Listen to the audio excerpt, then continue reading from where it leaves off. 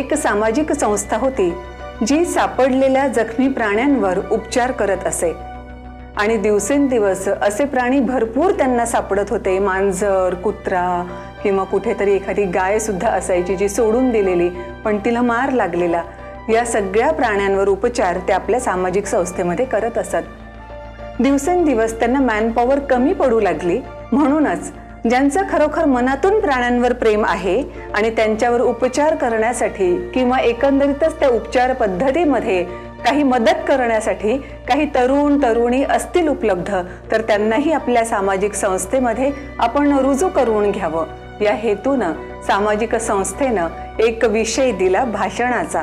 त्यामध्ये तोच विषय होता प्राणीमात्रांवर दया करा. अर्थातच भाषण स्पर्धा हे तर त्या सामाजिक संस्थेसाठी फक्त एक निमित्त होतं. त्यांना जाणून घ्यायचं होतं की खरंच या येणाऱ्या युवक युवतींच्या मनामध्ये प्राण्यांबद्दल किती प्रेम आहे आणि खरंच आपल्या संस्थेमध्ये ते व्यवस्थितरित्या काम करू शकतील का.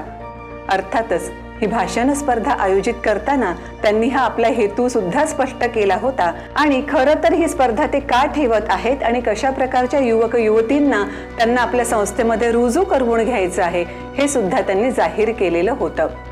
आणि त्या दिवशी भाषण स्पर्धा सुरू झाली. अक्षरशः जबरदस्त म्हणावीत अशी भाषणं तिथे झाली.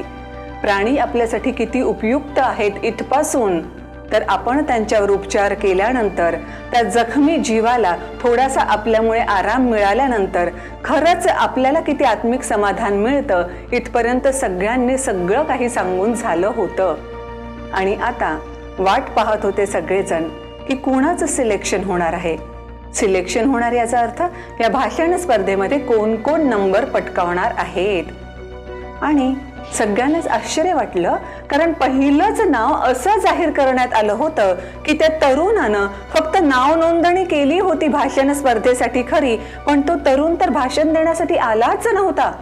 प्राण्यांच्या संदर्भानं त्याचे काय व्ह्यूज आहेत, त्याला खरंच आत्मिक प्रेम आहे का त्या प्राण्यांबद्दल हे कुठूनच कसंच सिद्ध झालेलं नव्हतं. आणि त्याला पारितोषिक देण्यात येत आहे. पारितोषिक देण्यात येत आहे याचाच अर्थ त्याला संस्थेमध्ये रुजू करून घेण्यात येत आहे याचं सगळ्यांनाच आश्चर्य वाटलं. आणि त्यांच्या सगळ्यांच्या चेहऱ्यावरचं प्रश्नचिन्ह वाचल्यानंतर हे संस्थेचे संचालक म्हणाले, तुम्ही कोणीच पाहिलं नाही. जेव्हा ज्या दरवाजातून तुम्ही आतमध्ये एंट्री करत होतात त्या दरवाजातच एक जखमी मांजर पडलेलं होतं जे आम्ही मुद्दाम तिथे ठेवलेलं होतं की खरंच तुम्ही फक्त बोलभांड आहात, बोलके राघू आहात की खरंच काम करणार आहात ते आम्हाला चेक करायचं होतं. आणि दुर्दैवानं तुम्हा सगळ्यांना स्पर्धेमध्ये पारितोषिक मिळवणं आणि संस्थेमध्ये रुजू होणं हे अधिक महत्वाचं होतं त्या जखमी मांजरावर उपचार करण्यापेक्षा. पण ज्याचं नाव आम्ही डिक्लेअर केलंय ना त्यानं मात्र स्पर्धा सोडून दिली. नाव जरी नोंदणी केलेलं असलं तरी स्पर्धेमध्ये इथे येऊन भाषण करण्याच्या ऐवजी ताबडतोब त्यानं त्या मांजरावर उपचार सुरू केले आणि अजूनही त्या मांजरावर तो उपचारच करत आहे आणि तिच्या अंगावरून हातही फिरवत आहे जेणेकरून तिला थोडंसं रिलॅक्स फील होऊ शकेल.